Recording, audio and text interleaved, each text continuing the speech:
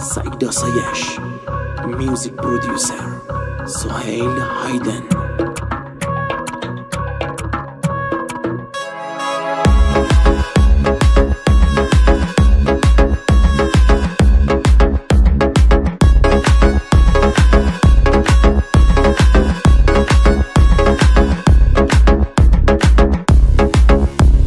منو زیر بارون دیدی، بگو تو دلت را میدی. حالا که هوایی شدم، خونه تو راهی شدم، خونه تو راهی شدم. تو با دل من بد نکن، دلمو مردد نکن. تو نیمه این قلبمی، همونی که میخواستمی، همونی که میخواستمی. عزیزم دوباره بگو منو چند تا دوست داری. تو چشمام نگاه کن، بگو منو چند تا دوست داری. بگو چند تا دوست داری، بگو منو چند تا دوست داری. بگو چند تا دوست داری، بگو منو خیلی دوست داری. عزیزم با دلم یکم را بیا، دوباره سر قرار تنها بیا. یواشکی امشب لب دریا بیا، تو یه جای ویژه تو دلم داری. هوایی شدم، چه حالی شدم. دیوونه عشق تو شدم، دیوونه عشق تو شدم.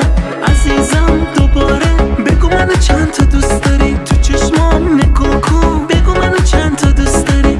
بگو چند تا دوست داری، بگو منو چند تا دوست داری. بگو چند تا دوست داری، بگو منو خیلی دوست داری.